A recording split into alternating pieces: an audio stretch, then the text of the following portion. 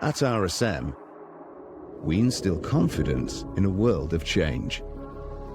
Because when you have confidence, you can act with complete conviction for the future. And in our ever-changing world, with transformation happening at a rapid pace, the depth of insight and understanding we bring matters most. At RSM, we believe the biggest opportunities are found by paying attention to the smallest details, finding difference through understanding, and anticipating the challenges of tomorrow, helping build long-term value today. At the heart of RSM are our people, whose talents, ideas, and energy drive us forward. A collective of 60,000 curious minds, pushing innovation in over 120 countries. Combining local knowledge with global insights, we harness data and real-world experience, building trust that's unmatched and confidence that grows, working together to look further, giving you what you need to take charge of change.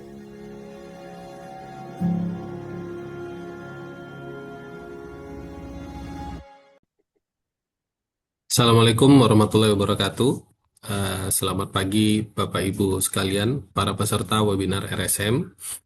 Pada hari ini, Bapak Ibu sekalian bertemu kembali dengan kami dari RSM Indonesia di acara webinar yang secara rutin kami lakukan 1 bulan sekali. Hari ini tema yang akan kita bahas adalah tema yang sedang hype atau yang sedang tren saat ini, yaitu tentang Taxation and Technology dengan judul webinar Navigating Taxation and Technology, Future Adaptation and Innovation. Di hari ini nanti akan ada 3 orang pembicara, yaitu yang pertama Bapak Iwan Soekardi, yang kedua Pak Kemal Alfadin, dan yang ketiga saya sendiri, Kivi Hadi, yang semuanya merupakan para praktisi yang memiliki keahlian di bidang perpajakan dan juga teknologi.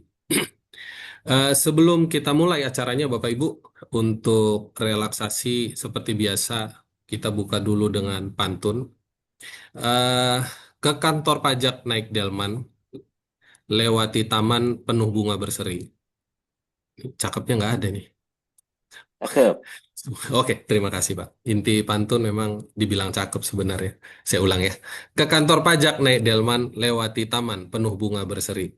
Cakep. Webinar Cakep. RSM bukan webinar sembarangan, membahas Cakep. pajak dan teknologi terkini. Cakep. Ke toko buku beli literasi, jangan lupa beli bolpen warna. Siap-siap menyimak webinar berkualitas tinggi bersama RSM yang penuh warna. Ya, terima kasih Cakep. Bapak Ibu. Saya nyiapin ini lebih lama daripada nyiapin materinya. Oke, kita bacakan dulu kurikulum vitae para pembicara. Kita ke slide berikutnya. Pembicara pertama nanti akan di-lead oleh Pak Iwan Soekardi. Beliau adalah Managing Partner Tax RSM Indonesia. Beliau lulusan sarjana hukum dari Universitas Indonesia dan juga memiliki gelar Master of International Tax Law dari University of Leiden, Belanda, dan Master of Business Administration dari Prasmul Business School Indonesia.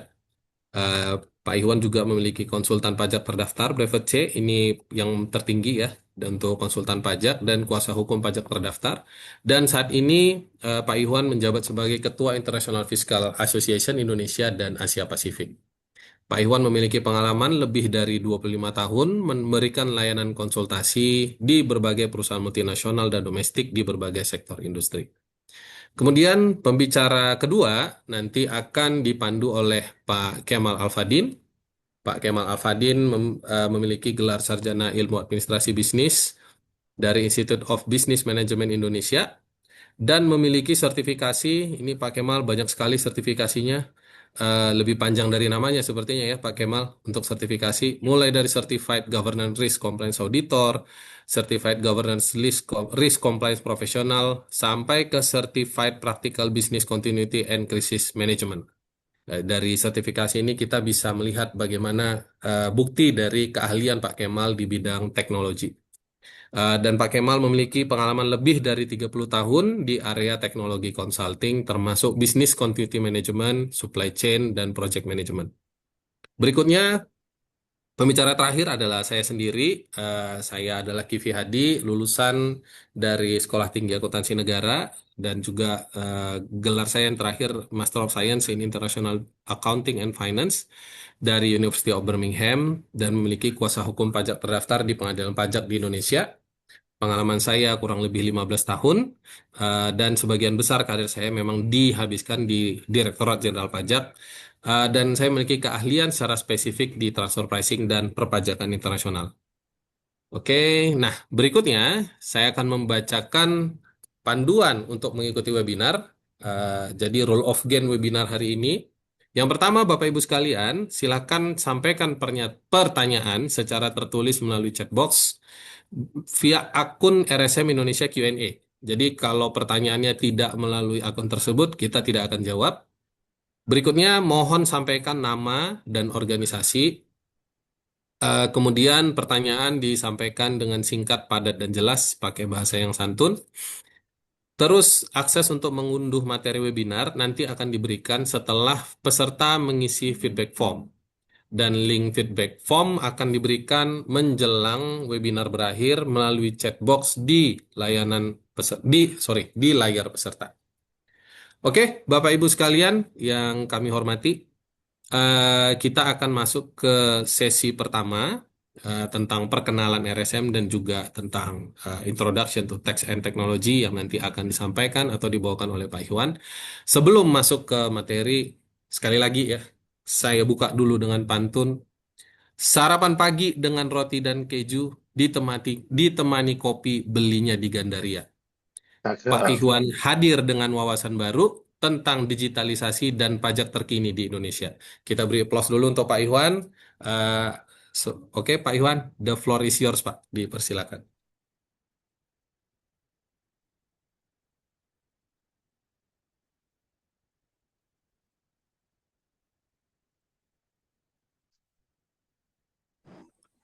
Oke, terima kasih Kivi. Tes dulu suara saya cukup terdengar?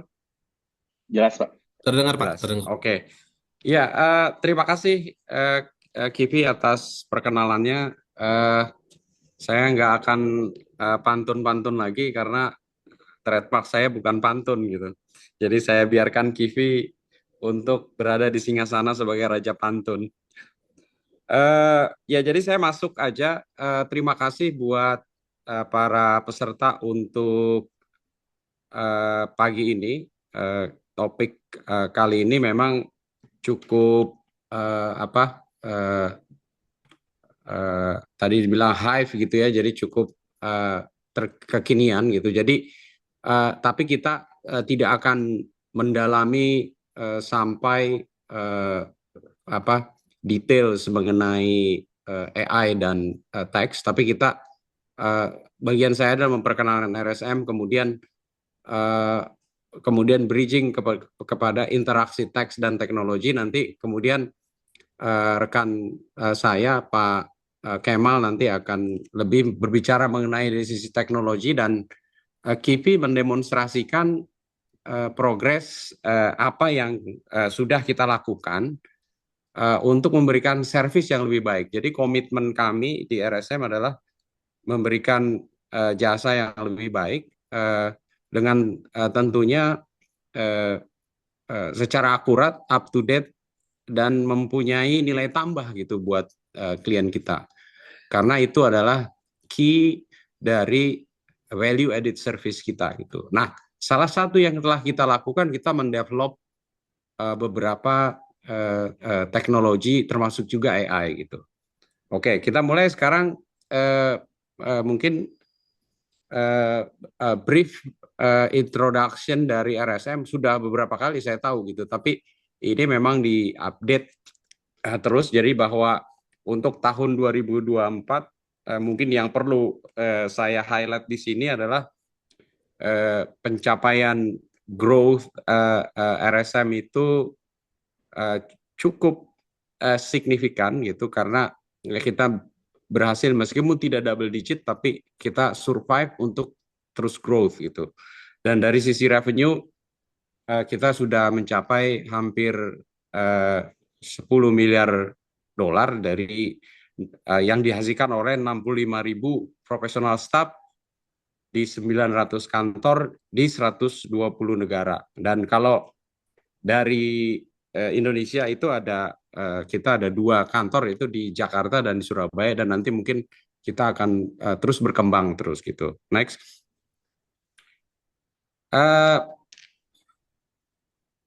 Di Indonesia, jadi mungkin service-nya ini untuk mengingatkan lagi, kita sama dengan type of accounting, artinya fully services accounting. Jadi ada accounting, ada assurance, kemudian ada ya audit, business corporate services, corporate finance di dalamnya ada corporate finance, recovery insolvency, restructuring, valuation, due diligence, dan segala macam.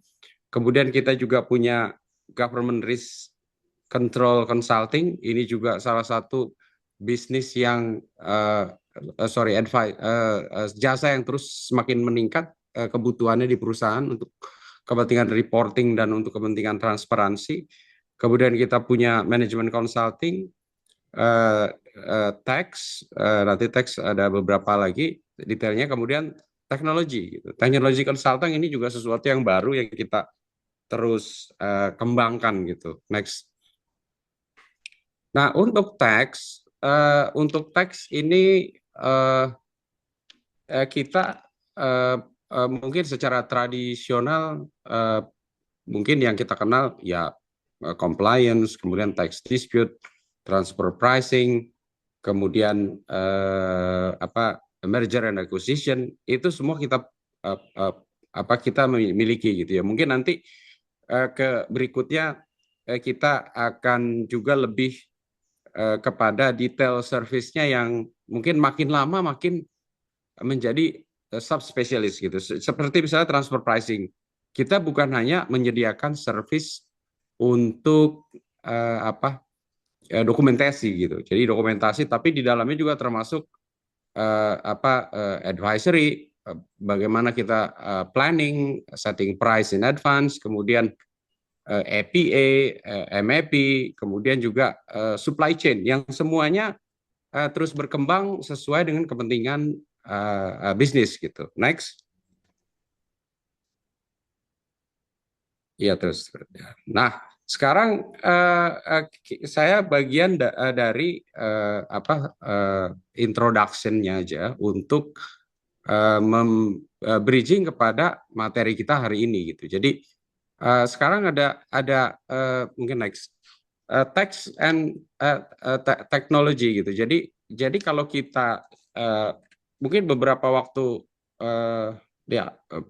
belum lama ya. Jadi kita ada satu statement yang cukup sebenarnya ya, kita hanya masalah data aja, tapi the use of AI has influenced a lot of business gitu, termasuk juga mungkin kalau Goldman Sachs CEO itu David Solomon pernah mengeluarkan statement bahwa AI itu sekarang bisa melakukan pekerjaan mengedraft prospektus IPO itu 95% by AI gitu.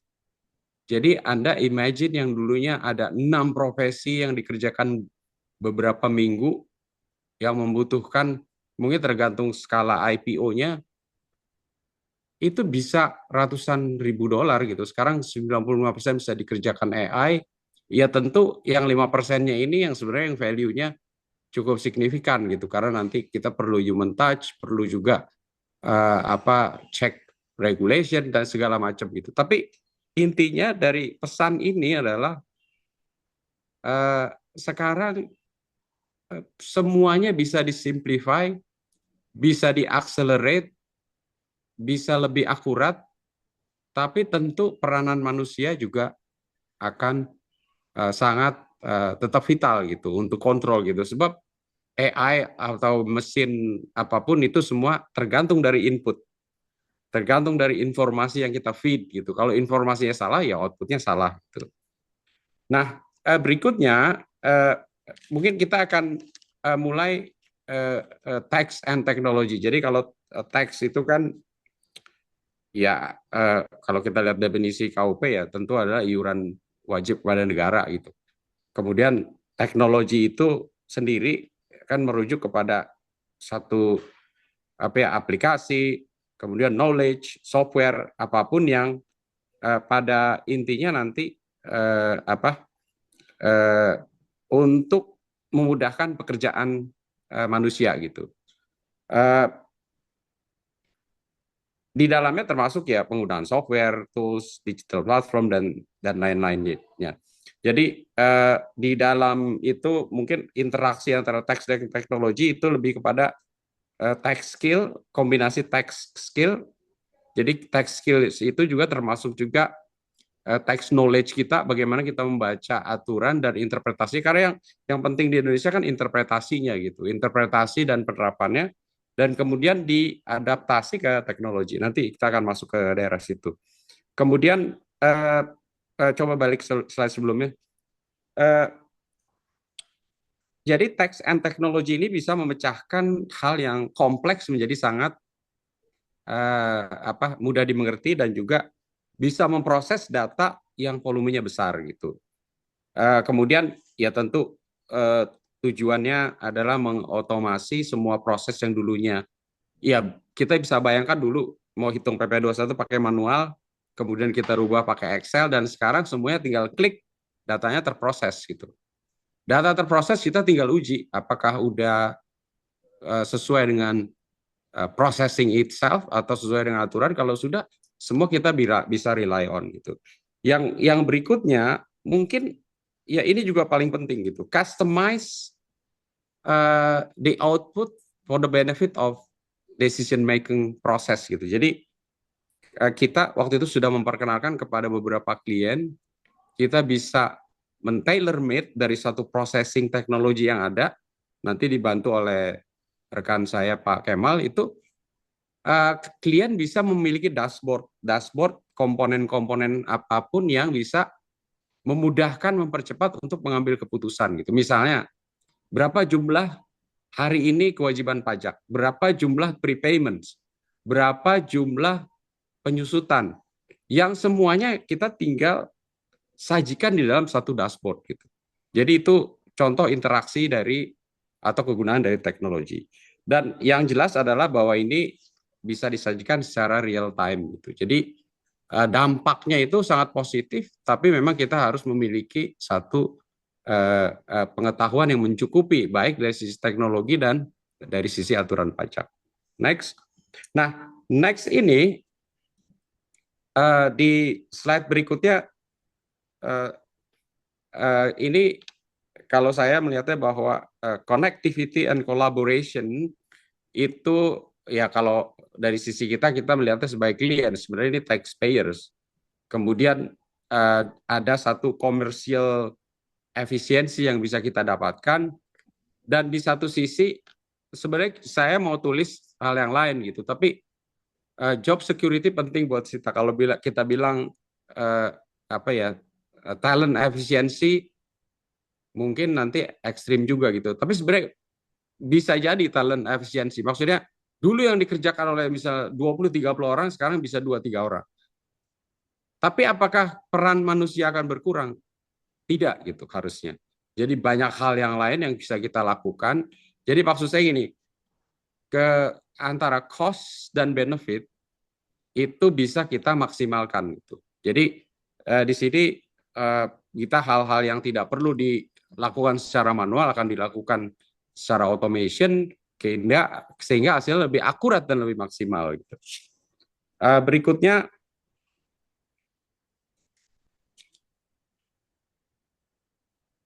ya, nah ini juga saya hanya sebenarnya men-summarize apa yang sebenarnya kita dapatkan dari satu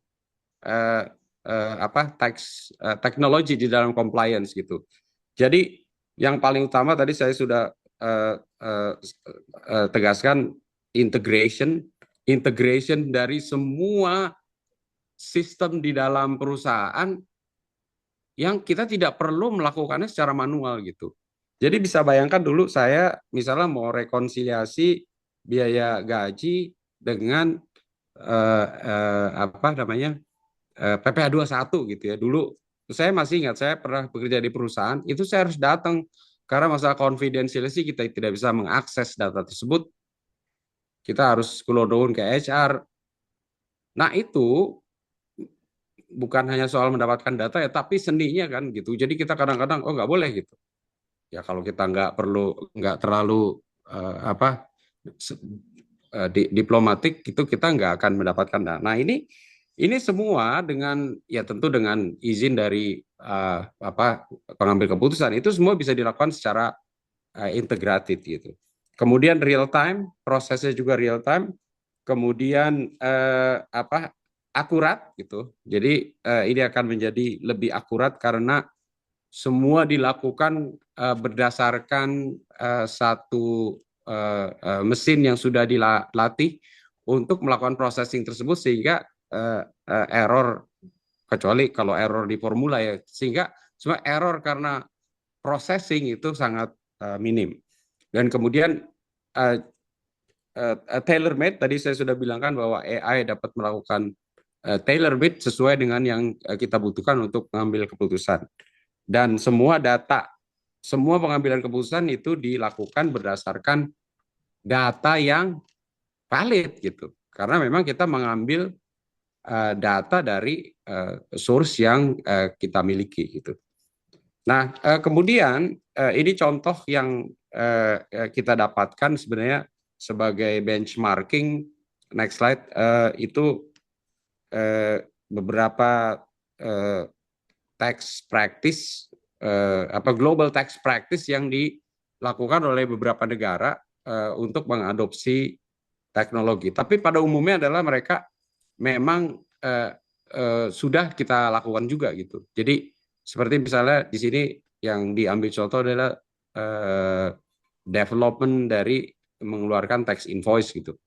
Jadi semua dilakukan secara otomasi dan kita sebenarnya sudah melakukan di faktur waktu itu. Jadi ini contoh-contoh yang kita tidak bisa menghindari gitu. Kalau kita tidak mengikuti dan tidak mereview sistem yang kita miliki untuk memaksimalkan teknologi yang ada menjadi sesuatu yang lebih efisien buat kita, maka kita akan ketinggalan gitu. Jadi percayalah bahwa dengan penggunaan teknologi yang tepat, sistem yang ada, maka kita dapat meminimize unnecessary risk gitu, termasuk juga meminimize SP2DK, dan bahkan SP2DK kita bisa menjawab dengan teknologi yang kita sudah miliki gitu. Next.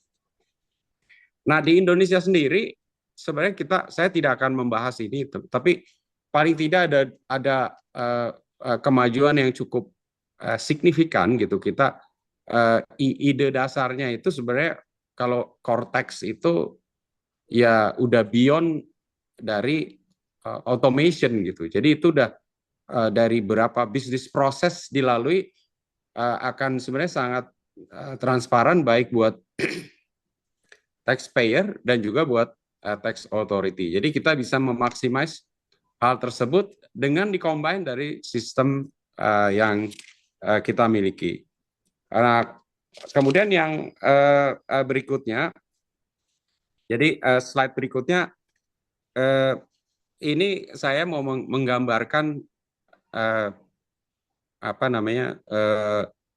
bahwa ada pros dan cons dari automated tax compliance. Tapi kalau kita lihat semua, kemudian tadi sudah dijelaskan gitu ya.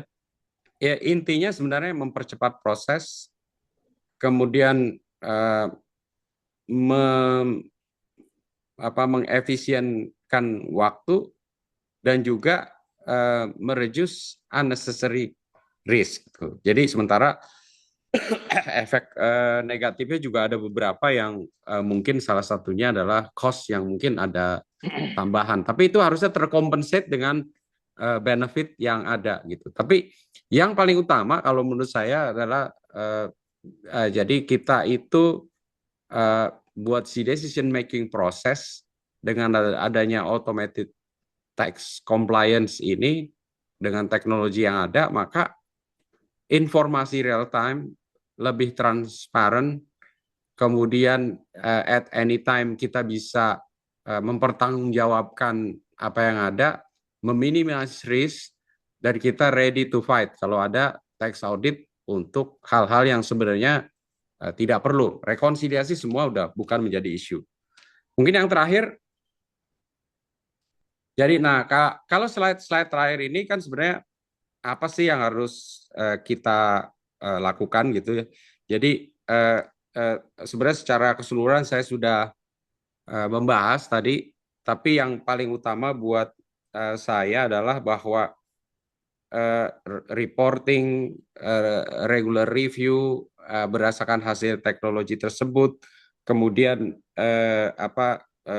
guidance jika ada anomali atau irregularity, kemudian bagaimana menyebarkan ini bahwa semua orang aware atar function atau tools tersebut, maka ini akan menjadi suatu kekuatan yang very powerful bahwa tax management di satu perusahaan itu jika disupport oleh proper technology dan oleh sufficient manpower, maka ini akan menjadi sangat-sangat bisa diandalkan.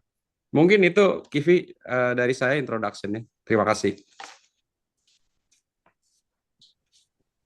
Ya, terima kasih banyak Pak Iwan atas pemaparannya.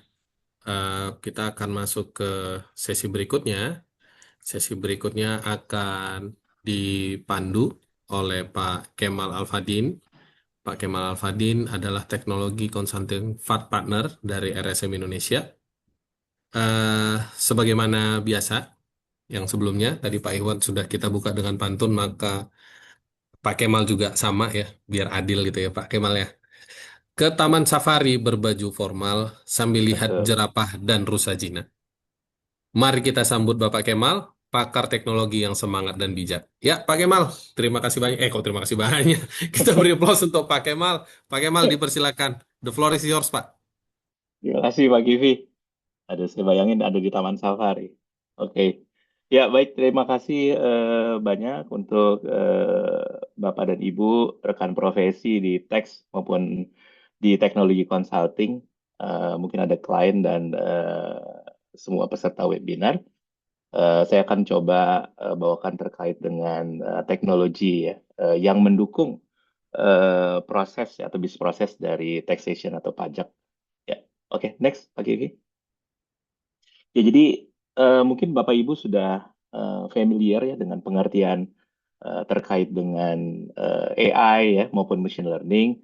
Namun demikian saya coba menjelaskan dengan bahasa yang lebih sederhana dan mudah-mudahan bisa lebih mudah dimengerti. Ya, jadi kalau Bapak dan Ibu bayangkan ya, misalnya ada seorang konsultan pajak ya, atau Bapak Ibu bekerja di satu korporasi ya, ini menerima atau menghadapi kasus klien dengan sengketa pajak yang kompleks. Nah, klien Bapak itu memiliki ratusan dokumen transaksi, kemudian juga ribuan baris data invoice. Dan juga termasuk juga mungkin ada potensi ketidaksesuaian pelaporan PPN. Nah, waktu dulu seringkali atau mungkin perlu waktu berhari-hari ya untuk menelaah dokumen tersebut secara manual.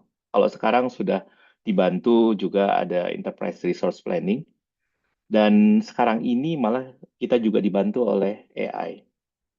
Nah, untuk AI sendiri atau artificial intelligence sendiri ini adalah di semua industri ya maupun fungsinya suatu lompatan yang besar ya dalam ilmu komputer ya atau teknologi, dan kita semua tentunya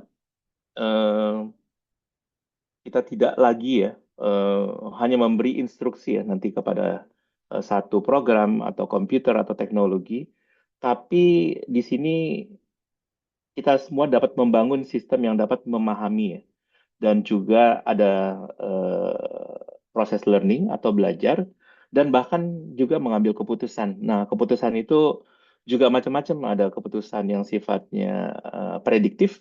Malah sekarang ini Bapak Ibu kita sudah masuk ke bagian keputusan yang bersifat preskriptif. Jadi artinya bisa di autonomous, bisa secara otomatis semua keputusan-keputusan.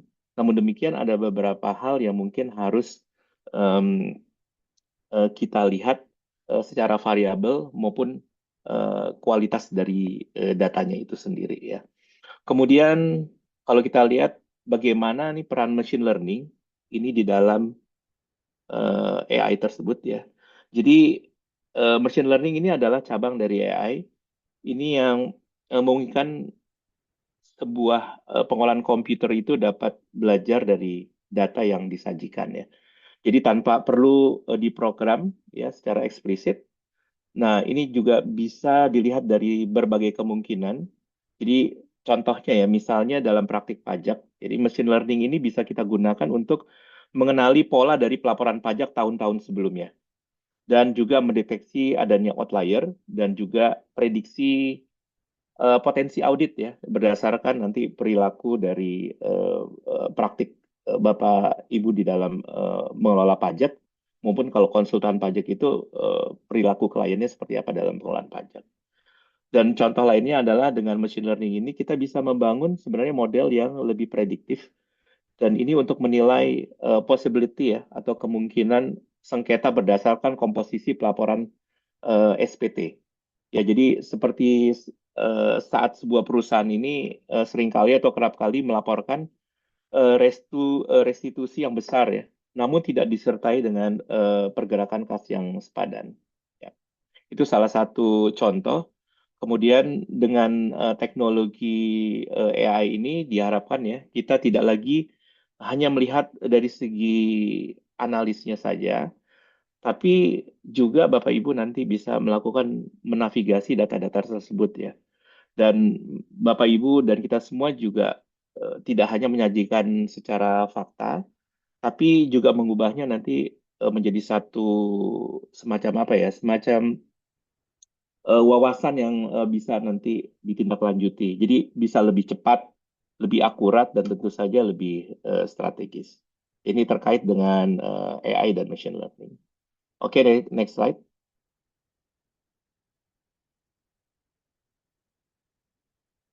Ya. Nah, kalau kita lihat dari tren terkini dalam AI ya, jadi teknologi sekarang ini terus berkembang dan kita juga berada di era Gen AI ya, atau yang kedua adalah agentic AI. Ya. Saya akan coba masuk ke dalam contoh satu skenario sengketa pajak antara wajib pajak dan DJP misalnya. Ini hanya ilustrasi aja. Jadi bayangkan misalnya Bapak Ibu menggunakan Gen AI untuk membuat ringkasan otomatis ya dari ratusan halaman dokumen legal, kemudian invoice hingga korespondensinya dengan istilahnya apa di pajak ya, fiskus kalau nggak salah. Nah, di sini sistem ini tentunya dapat membantu nanti untuk menyusun argumen pembelaan pajak secara otomatis, ya. Lengkap dengan kutipan regulasinya yang relevan tentunya, ya. Kemudian juga ini bukan lagi fiksi yang kita bangun nih saat ini, Bapak Ibu. Jadi ini sedang kita bangun hari ini dan ke depan bagaimana AI dapat membantu beberapa use case atau business case untuk bisa membantu praktisi maupun Bapak Ibu di satu korporasi yang menangani pajak. Nah, kemudian selanjutnya tadi kita bicara mengenai Gen AI. Kalau agentic AI ini adalah level berikutnya Bapak Ibu. Jadi Bapak Ibu tidak lagi sekedar memberikan perintah ya, tetapi nanti AI bisa merancang dari strategi bandingnya. Ya, ini kita bicara mengenai agentic AI, ya, sampai merancang strategi banding. Nah, dari menilai posisi hukumnya, ya, menyusun prioritas bukti, ya, hingga memantau perkembangan sengketa di bukti potong, ya, ibu-potnya. Dan ini nanti AI yang tidak hanya merespons, tapi nanti juga kita bisa lihat nanti AI ini secara mandiri ya, ini untuk mencapai target ini bisa bekerja secara otonomus. Ya, tentunya ada beberapa variabel yang kita coba setting untuk kita bisa implementasikan tadi agentic AI-nya. Jadi Bapak Ibu nanti bisa bayangkan waktu yang bisa dihemat, kemudian juga konsistensi, dan dari segi presisi yang eh, pada saat kita nanti menjelaskan ya ke beberapa pihak itu ya bisa tak tergoyahkan lah gitu. Kita punya data-data yang bisa kita olah, kemudian kita bisa pertanggungjawabkan dan analisis yang lebih mendalam. Nah, ini bagi praktisi pajak ini bukan hanya nanti sebagai alat, tapi juga lebih ke rekan kerja digitalnya kita nanti ya, hari ini dan ke depan. Oke, next. Ya. Nah, tentunya dari kami RSM juga menyadari tren dari AI ini, dan kami percaya bahwa AI tidak hanya menggantikan akuntan atau konsultan pajak ya, atau praktisi lain, tapi justru akan membuat lebih kuat dari segi analisis dan menempatkan nanti kita ya secara praktisi di bidang pajak ya maupun di bidang lainnya menjadi pusat pengambilan keputusan tentunya yang berbasis data ya. Nah, kalau kita lihat sini perkembangan AI di Indonesia ya sekarang ini, bagaimana landscape AI Indonesia terutama dalam konteks dunia perpajakan. Ya tadi sebenarnya tadi Pak Iwan sudah jelaskan ya. Jadi Indonesia berada di peringkat 42 ya dari 193 negara ya dalam kesiapan adopsi AI ini ya. Kita lihat tuh di sebelah kiri. Nah, ini sebenarnya menempatkan kita dalam kategori ini rising contenders ya. Jadi rising contenders itu adalah negara yang sedang bertumbuh cepat, namun tentunya masih menghadapi banyak tantangan ya. Dan mungkin ya perlu diingat juga di balik tantangan pasti ada opportunity yang besar ya ini kita bisa lakukan ya dalam penerapan AI. Nah, dalam praktik sengketa pajak ya, tantangan utama adalah bagaimana mengintegrasikan data dengan sistem yang lama ya, dan tentu kualitas data yang belum rapih. Jadi kalau bicara bahasa teknisnya nanti ada yang structure, ada yang unstructured data tuh. Kalau yang unstructured itu misalnya dari segala sesuatu yang bentuknya misalnya dari buku atau dari fotokopian yang kita bisa nanti olah dari OCR yang tadinya unstructured menjadi structure sehingga bisa dibaca oleh AI. Dan tentunya ini menjadi minimnya kita lihat bahwa tantangan-tantangan ini sebenarnya penyiapan data itu cukup challenging. Ya, jadi contohnya misalnya ada satu perusahaan ya, kalau dari segi konsultan tuh dari segi kami ada klien ini memiliki data yang penjualan tersebar di 5 sistem berbeda misalnya. Ada ERP, ada misalnya core banking atau core system lainnya. Kemudian ada sistem POS ya, kalau misalnya untuk yang lebih ke F&B. Kemudian juga mungkin ada beberapa yang pembukuannya masih manual atau ada beberapa yang sifatnya masih manual ya. Jadi sifatnya unstructured. Nah, di sini AI sebenarnya membutuhkan data yang clean ya dan terintegrasi. Jadi kita mesti melakukan mengolah datanya terlebih dahulu. Nah, kita perlu nanti Bapak Ibu membangun ekosistem yang tentunya mendukung pengambilan keputusan ini ya yang dibantu oleh AI. Nah, Bapak Ibu sekalian, tapi ada kabar baik nih bahwa seperti kita bersama ya pemerintah mendorong transformasi digital nih, termasuk juga melalui sistem Cortex ya. Kalau nggak salah sekarang Cortex 3.0. Mudah-mudahan saya tidak salah, kalau salah silakan dikoreksi ya, mohon maaf. Nah, ini sebenarnya membuka peluang besar ya bagi integrasi AI di dalam audit, di dalam kalau melakukan banding ya, hingga sistem administrasi sengketanya itu sendiri. Nah, sebagai praktisi atau nanti ada pengelolaan terhadap teks, nanti tugas kita adalah memastikan bahwa perusahaan Bapak Ibu tidak tertinggal ya. Nah, ini tentunya bahwa teknologi ini bukan sekedar alat yang sekedar sophisticated saja, tapi juga sebagai pembeda strategis ya, dalam menghadapi nanti dinamika perbajakan Indonesia. Jadi DJP-nya sudah canggih, kita juga tentunya korporasi juga harus canggih, perusahaan konsultannya juga harus canggih. Artinya nanti kata-kata canggih itu menjadi sebenarnya ya biasa saja karena penggunaan teknologi itu merupakan bagian yang wajib dipergunakan ya sekarang dan yang akan datang. Oke, next. Ya, kalau kita lihat di sini dari aspek penting ya pengembangan AI di Indonesia, memang jadi pengembangan AI itu bukan sekedar teknologi, tapi kita harus melihat ini adalah sebuah ekosistem. Ya, ada 4 sebenarnya aspek krusial ya. Jadi kerangka kerja hukumnya, kualitasnya, tata kelola datanya, juga termasuk pengembangan talenta SDM-nya, ya, serta nilai-nilai lain ya yang penting di dalam pengembangan AI ini.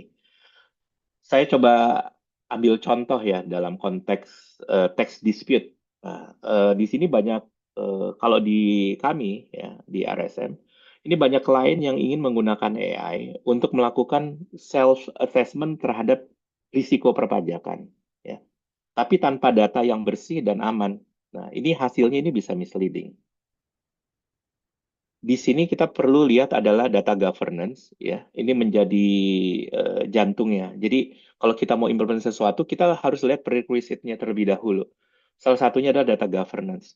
Nah, jika data transaksi yang digunakan untuk analisa AI ya, misalnya berdasarkan Excel ya, manual yang tidak divalidasi, ini mungkin satu risiko juga, maka insight yang dihasilkan ini bisa salah arah ya karena ada hal atau data yang secara governance-nya belum bisa dipertanggungjawabkan karena tidak ada validasinya. Nah, kemudian selain itu memang sistem AI ini harus memilih kita melihat bahwa satu syaratnya ada nih memiliki explainability. Nah, explainability dalam hal ini artinya saat AI menyarankan bahwa transaksi misalnya A memiliki potensi sengketa, ya, kemudian kita harus bisa menelusuri alasannya. Jadi reasonnya apa? Kemudian apakah karena anomali invoice, perbedaan nilai kurs atau pengkategorian biaya itu harus bisa kita peroleh dan harus bisa dijelaskan dan dibuktikan secara data governance-nya. Nah, kami di RSM selalu menekankan ya bahwa memang sistem AI yang baik ini harus bisa diaudit. Jadi bisa diaudit ya, ditelusuri ya. Sama seperti laporan keuangan ya. Karena dalam dunia pajak ya, transparansi dan akuntabilitas adalah segalanya. Nah, ini hal yang penting dan ini perkembangan AI di Indonesia dari tata kelolanya, datanya, infrastruktur ya dari SDM dan juga termasuk ethics dan tadi saya juga menjelaskan mengenai risikonya. Oke, next. Jadi mengenai services yang ada di kami, jadi di RSM sendiri ya kami sebagai konsultan ini bukan hanya sekedar konsultan biasa, tapi memang sebagai mitra ya dalam transformasi nanti di korporasi Bapak Ibu ya berbasis data teknologi. Jadi tadi ada teks yang berbasis teknologi. Nah, ini dalam konteks sengketa pajak tentunya ada layanan kami RSM mencakup ada data analytics ya.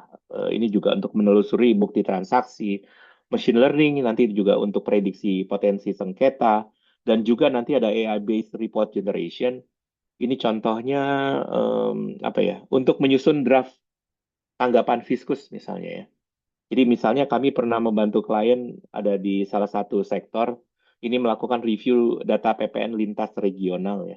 Jadi yang kemudian disajikan dalam bentuk dashboard interaktif dan otomatis mendeteksi outliernya. Jadi itu salah satu yang kami sudah deliver. Kemudian kami juga terlibat dalam integrasi sistem ya. Jadi membangun arsitektur datanya yang memungkinkan nanti analisis atau analisa terhadap pajak ya tidak hanya terjadi pada saat ada masalah, tapi ini ada early warning sistemnya, Bapak Ibu ya. Jadi sejak awal. Nah ini misal dalam proses budgetingnya, procurement hingga juga misalnya pelaporan atau reporting. Nah dengan approach ini tentunya kami banyak membantu klien itu mengubah pajak dari beban menjadi alat kendali strategis. Jadi beban ini ya sebenarnya kewajiban ya, bukan beban. Kalau kita melakukan sesuatu, kita akan kena pajak, ya pajak itu ya wajib kita bayar. Ya, next. Nah ini penekan kami use case ya di RSM. Em, Kami dalam membangun solusi AI ini bukan berdasarkan teknologi, tapi berdasarkan masalah nyata dari klien. Jadi, business question-nya. Jadi, kalau Bapak Ibu nanti melakukan data, menganalisa satu data, business question-nya apa dulu? Ya. Jangan langsung terjun menganalisis data tanpa menentukan business question atau business objective atau feasibility assessment yang Bapak Ibu mau. Jadi, scope setting ini sangat krusial, sangat harus diperhatikan. Jadi, apa business question-nya?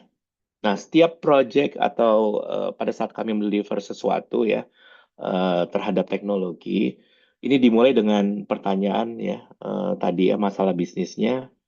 Kemudian kita tanya klien, kami selalu misalnya klien kami terkena sanggahan ya, kemudian biaya promosi oleh Fiskus gitu kan ya. Nah, pertanyaan ini menjadi landasan yang akan kami masukkan ke dalam automation pipeline. Kemudian kita akan lanjutkan dari business question tersebut ke tahapan pengumpulan dan eksplorasi data. Kita kami akan bantu mencari bukti ya. Jadi apakah ada pola pengeluaran yang tidak didukung dokumen? Ya, itu salah satunya. Kemudian kami lalu bangun model machine learning-nya dan tentunya ini untuk mengenali jenis pengeluaran yang sering dipersoalkan ya. Contohnya ya memvalidasi modelnya dan menyusun juga termasuk insight yang tentunya berbasis data. Nah, terakhir kami juga bangun automation pipeline ya. Di sini kita bisa bayangkan sistem yang secara berkala memantau akun biaya promosi tadi. Contohnya mengingatkan jika sebagai early warning ya, mengingatkan jika terjadi transaksi dengan potensi sengketa dan menyusun rekomendasi dan dokumentasinya. Ini sampai prediktif dan juga mungkin sekarang sudah ada beberapa bisa mengimplementasikan yang sifatnya preskriptif. Ya, saya pikir demikian dari segi teknologi consulting yang terkait mendukung teks. Saya coba sederhanakan dengan bahasa-bahasa yang mudah-mudahan bisa dimengerti. Untuk selanjutnya, saya kembalikan ke Pak Kivi sebagai moderator. Terima kasih banyak. Ya, terima kasih banyak Pak Kemal atas paparannya, eh, memberikan insight bagi kita semua terkait apa itu teknologi dan apa itu AI. Nah, sekarang kita masuk ke sesi terakhir di webinar, nggak terakhir ya, terakhir tanya jawab, sesi pembicara terakhir di webinar hari ini yang akan dipandu oleh saya sendiri. Nanti bersama saya juga akan join tim dari Divisi Teknologi Konsultan RSM Indonesia, Bapak Muhammad Hafiz. Nanti akan menjelaskan bagaimana cerita AI ini akhirnya dikembangkan oleh RSM Indonesia dan nanti akan memberikan solusi dari apa-apa yang masalah sengketa yang Bapak Ibu hadapi. Oke, saya akan share screen. Screen-nya sudah kelihatan ya?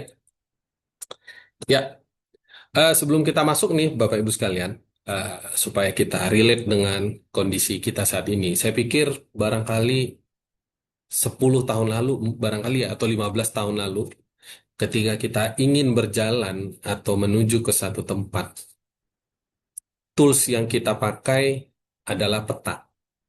Dan kita tahu mungkin 10 atau 15 tahun lalu gitu ya, yang pada relate peta itu bentuknya dicetak, kertas, atau barangkali bentukannya buku. Misalnya kita pergi ke satu tempat, ya misalnya kita pergi ke suatu negara yang tidak pernah kita kunjungi, biasanya kita beli tuh satu buku misalnya ya, yang di situ akan menunjukkan tempat-tempat atau lokasi atau jalan supaya kita tidak tersesat. Jadi dulu kita pakai peta kemana-mana. Nah sekarang saya pikir kita semua sudah pakai tools yang namanya Gmap atau GPS ya, GPS. Ya, jadi kalau dulu kita pakai GPS juga kalau mau pergi ke satu tempat, tapi GPS dulu adalah gunakan penduduk sekitar, alias nanya orang kan gitu. Kalau sekarang GPS-nya teknologi. Ya, teknologi yang dituangkan dalam aplikasi yang bernama Gmap atau bernama Waze gitu ya. Sehingga kita tidak nyasar untuk pergi ke satu tempat. GPS ini yang tadinya hanya sebagai penunjuk arah, sekarang sudah berkembang lebih lanjut menjadi alat penentu keputusan. Jadi misal saya mau pergi ke kantor, ya kalau pakai GPS atau pakai peta, saya hanya bisa, oh tahu saya nanti jalannya lurus belok kiri belok kanan misalnya seperti itu. Tapi dengan ada GPS untuk saat ini, Gmap akan memberikan insight kepada saya, tidak hanya arah tapi juga mana jalan terbaik yang harus ditempuh supaya saya tiba dengan waktu yang paling cepat. Kan kalau kita semua lagi jalan tuh, lihat Gmap suka berubah tuh ya. Dia akan mengkalibrasi dirinya. Yang tadinya misalnya tiba dalam tempo 60 menit, selama perjalanan dia akan mengkalibrasi lagi. Bisa jadi dia akan memberikan opsi. Pak Kivi lewat sini lebih cepat gitu ya. Terima enggak? Kan begitu ya. Nah, kalau kita terima, nanti diarahkan ke jalur yang baru. Jadi sekarang dengan adanya teknologi Bapak Ibu, yang tadinya kita hanya bisa dapat satu jenis informasi, kalau sekarang sudah tidak. Informasinya semakin banyak dan real time. Ya, itulah yang relate dengan kehidupan kita sehari-hari. Bahkan untuk menentukan jalan mana yang mau ditempuh, kita sekarang minta bantuan Gmap, minta bantuan Waze, minta bantuan aplikasi, atau minta bantuan teknologi. Nah, maka kami dari RSM berpikir, kenapa kita tidak buatkan GPS ketika kita menangani sengketa pajak? Jadi Bapak Ibu sekalian, perlu saya sampaikan di sini, fakta atau kondisi ketika kita menghadapi sengketa pajak. Barangkali Bapak Ibu yang ada punya pengalaman juga, Bapak Ibu ya, itu sangat banyak dokumen yang harus kita baca. Ya, kita harus baca berbagai jenis dokumen, baik dari aturan maupun kasus yang sedang disengketakan. Kalau terkait pemeriksaan misalnya atau keberatan, kita harus membaca SPHP-nya. Kita harus baca dulu ceritanya gimana. Kemudian kita baca aturan apa yang dikutip oleh pemeriksa. Kemudian kita baca lagi apa kira-kira aturan yang bisa kita gunakan untuk mengcounter koreksi tersebut. Jadi, so many documents to read. Ya, sehingga melelahkan tentu. Kemudian, kalau kita mau cari contoh sengketa pajak, contoh putusan pengadilan, karena putusan pengadilan pajak kan dipublish ya, semua orang bisa akses. Nah, dari web yang tertera atau web yang disediakan resmi oleh pengadilan pajak, hanya memberikan nomor putusan dan jenis pajak saja. Kita tidak tahu, ini contoh nih yang saya screenshot ya. Contoh, ini baru saya screenshot kemarin, PUT 012999.16 tahun 2025. Ke siapa? PPN. Kita nggak tahu nih, dalam PUT itu yang bersengketa siapa, kasusnya PPN, oke PPN, tapi PPN tentang apa? Gitu ya. Hakimnya siapa? Siapa nama wajib pajak yang sedang bersengketa? Padahal informasi tadi itu kita butuhkan. Untuk apa? Kalau kita ternyata menghadapi kasus yang sama, tentu kita bisa melihat kasus-kasus sebelumnya, bagaimana prosesnya di pengadilan pajak. Ini saya ada ngadapin kasus nih. Saya mau cari tahu nih, di kasus yang sama menang atau kalah. Kalau menang, argumen apa yang dibangun? Kalau kalah, argumentasi apa yang dibangun? Ketika menang, saya bisa replikasi. Ketika ada putusan yang mengalahkan wajib pajak, maka saya akan menghindari argumen tadi atau akan memperbarui argumen tadi, memperkuat. Kan itu yang kita expect. Tapi kalau kita mau mencari itu di saat ini, itu sulit. Ya, kenapa? Karena tadi websitenya tidak memberikan kasus, jadi kita terpaksa buka satu-satu, Bapak Ibu. Kalaupun ada yang terpublish, itu adalah risalah. Ya, risalah putusan. Risalah artinya sudah diringkas, itu memang ia terpublish, tapi publikasinya sepencarian kami itu paling dini atau tahun yang paling dekat itu sekitar tahun 2020. Alias putusan-putusan baru tidak lagi dipublish risalahnya. Jadi Bapak Ibu kalau mau cari ke website ZPP, Sekretariat Pengadilan Pajak, yang dipublish putusan baru memang, tapi kita nggak bisa cek nih dalemannya apa. Mesti dibuka satu-satu. Kemudian, kalaupun kita sudah dapat nanti putusannya, Bapak Ibu sekalian, putusan itu halamannya bisa kita ketemu putusan pengadilan yang banyak halamannya. Contoh ini saya ambil put 006890. Ini ada 129 halaman. Yang artinya kalau kita mau baca ini tentu butuh waktu. Ya, sehari satu halaman perlu 129 hari Bapak Ibu. Masa 4 bulan kita baca ini kan nggak mungkin ya. Pekerjaan lain ada. Sampai sini bisa Bapak Ibu ya. Jadi ke apa challenge ini itu ada ketika kita menghadapi sengketa pajak. Kalau kita mau membangun argumentasi yang kuat, tentu kita harus melihat apa case yang terjadi, bagaimana case ini ketika dibawa sampai ke pengadilan pajak, kalau menang kenapa, kalau kalah kenapa. Sehingga kita ketika kita menyusun argumen, strategi kita bisa lebih matang. Jadi fakta yang ada saat ini dengan kondisi sekarang ketika menangani tax dispute complicated and quite stressful. Kemudian kalau kita mau karena spesialisasi saya di bidang international tax dispute ya atau international tax dan transfer pricing. Kalau kita lihat spesifik kasus transfer pricing. Transfer pricing ini merupakan kasus yang eh, panduan transfer pricing internasional sendiri menyatakan bahwa transfer pricing is an art, not an exact science. Artinya, tiap orang bisa membangun argumen. Nah, saya kalau gambar di tengah ini, tax authority bisa bilang, wajib pajak, pajak kamu harusnya 9 loh. Taxpayer bisa bilang, enggak dong, pajak saya harusnya 6. Padahal mereka sama-sama melihat objek yang sama. Satu orang bisa menyatakan, ini harus bayar 9, taxpayer mengatakan, enggak dong, saya bayarnya 6, udah benar. Gitu. Padahal objek yang dilihat sama, tergantung perspektif. Pendekatan bisa beda-beda. Dan ketika dibawa ke pengadilan pajak, misalnya untuk kasus transfer pricing, kita sudah lihat ya, sampling dari 131 putusan pengadilan pajak terkait transfer pricing, makan waktu 38 bulan, Bapak Ibu. 3 tahun. Sampai decision, tax court decision tadi diucapkan. Makan waktu lama. 3 tahun untuk mencari kepastian. Ditambah lagi Bapak Ibu, ketika kita berhadapan dengan otoritas pajak itu punya teknologi dan punya database yang sangat besar dan sangat banyak. Ya, jadi mereka itu punya punya tools yang tentu lebih hebat daripada dimiliki oleh wajib pajak terkait data. Nah, ketika kita berhadapan dengan otoritas pajak yang seperti itu, tentu kalau kita tidak ada bekal atau tidak ada bantuan teknologi, akan rumit dan akan sulit untuk membangun argumentasi yang kuat dan matang untuk dibawakan dari mulai proses pemeriksaan sampai ke proses sengketa di pengadilan pajak. Jadi saat ini kalau menghadapi sengketa pajak di pengadilan, ya kalau kita mau take sendiri, kita baca aturan sendiri, itu kita harus membaca complex regulation, intricate guidelines, dan dispute outcome yang nggak bisa diprediksi.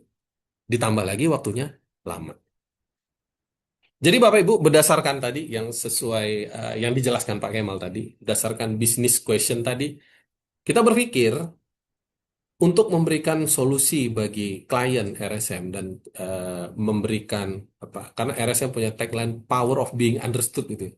Semua orang tuh tentu mau dimengerti kan begitu ya. Jadi kita dengan perspektif klien untuk membantu dan memberikan solusi terbaik, tentu kita berpikir bagaimana nih solusi apa yang bisa kita berikan ke klien supaya argumen yang disampaikan nanti ke otoritas pajak itu komprehensif. Nah, maka kita punya ini sebenarnya pengembangannya kurang lebih 1 tahun ya. 1 tahun kita mengembangkan sistem ini. Kita buat sebuah sistem AI untuk membantu proses sengketa pajak. Apa sih tujuan AI ini? Tujuan AI ini adalah untuk meningkatkan efisiensi. Jadi tadi kalau kita harus nyari-nyari putusan mana nih yang relevan, ngedownload satu-satu, kemudian baca satu-satu, ntar udah baca 10 halaman, alah ternyata nggak nyambung sama kasus saya, dibuang. Kan begitu ya? Ngecekin satu-satu, lama Bapak Ibu. Maka kita butuh satu sistem yang membantu kita. Dengan adanya perkembangan teknologi saat ini, tentu kita bisa gunakan teknologi tersebut. Apa sih fungsi AI yang dikembangkan oleh RSM? Yang pertama, menjadi GPS untuk text dispute yang dihadapi. Ya, dia sebagai pemandu jalan, memberikan jalan mana yang paling oke supaya sampai tepat waktu, nggak kena macet. Kalaupun kena macet, macetnya yang paling sedikit.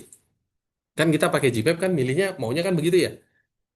Pengen cepat nyampe, nyampe tepat waktu, nggak kena macet, macet paling dikit, biaya paling murah lagi, kan begitu. Cari mana tol yang paling murah, kita bisa pilih. Nah, dengan adanya AI di text dispute ini, kita bisa pilih mana putusan pengadilan yang paling relevan sama saya. Nggak mungkin saya baca sekian banyak putusan pengadilan. Tadi, kalau Bapak Ibu lihat di slide saya yang pertama ini, Bapak Ibu bisa lihat di sini itemnya ada part ini ya. Ini 78.652 items. Artinya ada sekitar 78.000 putusan. Banyak sekali itu, 78.000. Ya, 78.000 putusan. Kan nggak mungkin kita baca satu persatu. Satu putusan itu bisa beratus-ratus halaman. Dan kalau kita mau mencari satu keyword di putusan tadi, beberapa putusan itu tidak searchable. Jadi yang ke-scan itu gambar, bukan teks. Jadi kita misalnya, saya mau mencari putusan pengadilan pajak tentang PPh Badan, saya mau cari kasus transfer pricing. Saya udah download satu. Saya buka, saya mau cari royalti. Gak bisa. Kenapa? Dia nggak searchable. Karena gambar yang diupload. Nah, challenge-nya banyak sekali. Akhirnya gimana? Ya saya harus baca dulu tuh. Nah, begitu kira-kira. Dengan adanya teknologi, hal ini bisa dijadikan lebih efisien. Nah, dengan AI ini akan membantu kita. Itu yang pertama. Menjadi GPS ketika menghadapi text dispute. Dia bisa kasih tahu, mendingan lewat jalur ini. Yang kedua, efficiently finding the needle in the haystack. Mencari jarum di tumpukan jerami. Ya, karena tadi sudah jadi GPS, jadi dia tahu, oke, dari sekian ribu kasus, kasus ini yang paling mirip dengan kasus kamu. Ya, daripada kita baca satu-satu, better biarkan AI yang akan memandu kita. Sehingga nanti argumen kita akan lebih akurat, lebih konsisten, dan bisa jadi ada hal yang kita belum pikirkan, si AI akan memberikan insight. Maka saya mau cite satu pernyataan dari Warren Buffett ya terkait sengketa. It's good to learn from your mistakes, but it's better to learn from other people's mistakes. Kita mau belajar dari kesalahan kita, bagus. Ya, tapi lebih bagus lagi kalau kita belajar dari kesalahan orang lain. Nah, AI ini adalah pengejawantahan dari quote kata-kata ini. Kalau kita mau bersengketa di pengadilan pajak, kita coba belajar dari kesalahan orang lain. Ya, jadi pengalaman terbaik tidak hanya pengalaman diri sendiri, tapi juga pengalaman orang lain. Apalagi untuk hal-hal yang sengketa. Ya, jadi sengketa ini apakah cuma bisa dipakai kalau kita bersengketa, Pak? Tentu tidak. Ya, tentu enggak. Better memang mencegah sengketa di depan. Bagaimana cara mencegah? Tentu kita harus tahu sengketanya apa aja tuh yang terjadi. Kita kalau mau menghindari lubang di jalan, tentu harus tahu lubangnya ada di mana. Kalau nggak tahu lubangnya di mana, ya ntar kita bisa terjerumus ke lubang tersebut. Nah, jadi dengan adanya AI ini akan membantu kepada kita semua mana tema-tema atau mana titik-titik yang sering menjadi sengketa dan mana yang menang, mana yang kalah. Oke, Bapak Ibu sekalian. Nah, di sini saya akan mengundang rekan saya, Bapak Muhammad Hafiz. Pak Hafiz, online Pak? Halo, Ya, silakan Pak Hafiz halo dijelaskan Pak bagaimana Kivi. tuh cerita Ya, pengembangan AI di RSM Pak Hafiz. Ini karena yang ngerjain teknisnya Pak Hafiz nih, tentu lebih ya, fluent atau lebih lancar ketika menjelaskan ketimbang saya. Silakan Pak. ya, baik. Terima kasih Pak Kivi. Perkenalkan ya rekan-rekan semua. Nama saya Muhammad Hafiz. Kebetulan di sini saya berperan sebagai eh, tim leader ya untuk AI Data Science and Data Analytics Development di RSM. Nah, ini pertama mungkin terima kasih ya Pak Kifi ya udah digambarin nih diagramnya.